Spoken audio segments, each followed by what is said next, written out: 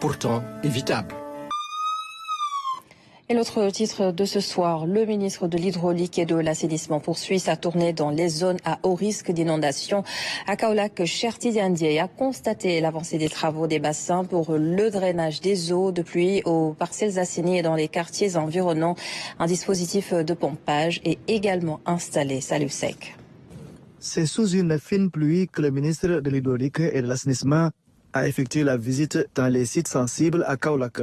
Aux parcelles assainies, Dr Cheikh Tidiane Dièye a été accueilli par le génie militaire. Sur place, 2 bassins sont en train d'être réalisés par l'armée. Ces 2 bassins seront interconnectés avec un canal en drainage gravitaire qui est aussi en train d'être réalisé et qui permettront de drainer toutes les eaux des parcelles assainies vers ces bassins qui traverseront la route nationale afin d'aller vers le bras de mer. Donc ça, pour la zone des parcelles assainies, on espère qu'avec ce travail, on aura un peu moins de problèmes qu'avant. Et une fois que ça sera fini, après l'hivernage, on travaillera à stabiliser ces bassins et à les aménager d'une manière qui soit durable.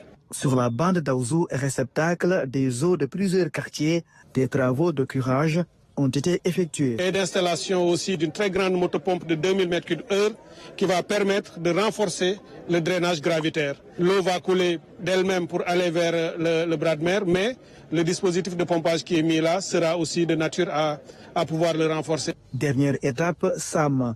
Ici, les populations sont revenues sur les désagréments de ce bassin réalisé au cœur du quartier. Est-ce qu'il faut réhabiliter le bassin et le reconstruire d'une manière qui soit acceptable, que le bassin soit vivable, parce que ce n'est pas le cas aujourd'hui, ou bien est-ce qu'il faut aller vers une autre solution qui serait la réalisation de canaux qui sortiront l'eau de ces quartiers avec un assainissement complet. Ce sont des options que seule une étude complète pourra nous permettre de stabiliser, mais ce sera fait dans les meilleurs délais. En attendant, un dispositif de pompage est mis en place par la Brigade nationale des sapeurs-pompiers pour soulager les populations durant l'hivernage. Et d'ici mi-juillet, les équipes devront finaliser les opérations pré-hivernage.